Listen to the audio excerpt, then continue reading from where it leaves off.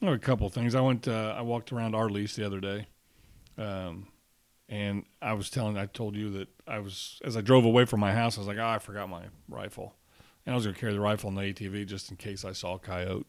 And, I was Figured like, you wouldn't. I'm a few blocks away, and I'm like, I don't have to go back. So I was like, I won't. Well, I mean, I'm not there 10 minutes, and this coyote just runs across the field 200 or 300 yards. I had plenty of time to get on him had I had a gun, and I didn't. Kind of a mangy-looking thing, but I think we've got a problem down there. Yep. And I'm happy to help take care of it. It reminded me, though, something happened here 4 or 6 weeks ago in Indianapolis. A wolf-coyote hybrid was spotted in Broad Ripple. Now, for those of you who are not from Indianapolis, Broad Ripple is a artsy / liberal, not in a bad way, area. Yep. I enjoy it. I think you enjoy Broad Ripple. I went to school down there. Yeah, I really do. Great restaurants, really cool stuff.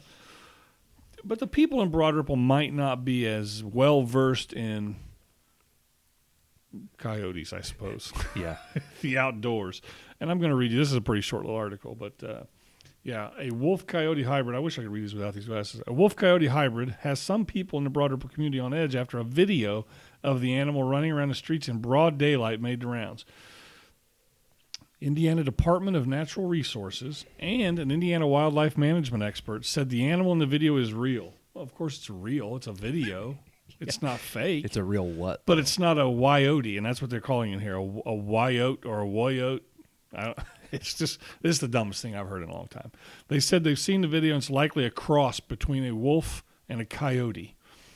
So I reached out to the reporter, and I will tell you his or her name or the station that it was on, and asked for the name of the person from IDNR that confirmed this Woyote. Ignored. Nothing. I got nothing back. So then I was thinking Indiana Wildlife Management. Sounds official. It's a company. It's a guy that, he's a pest control. Probably really good at it. But they make it sound like these are authorities, and they're not. That guy's probably for profit too. He's for profit. If he's pest control. Yeah. So I mean, basically, allegedly you have this Woyote, and I mean, hell, that's one step away from being a werewolf, right?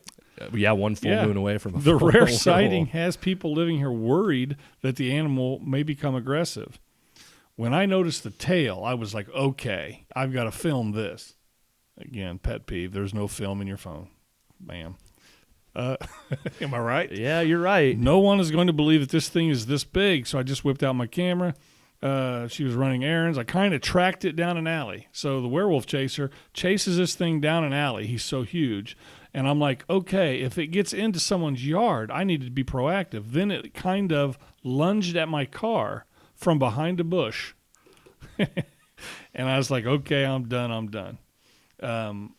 I just find this it's hilarious that in this day and age, somebody chased it down an alley and then it hid behind a bush and then lunged at her car before she was like, I'm out of here.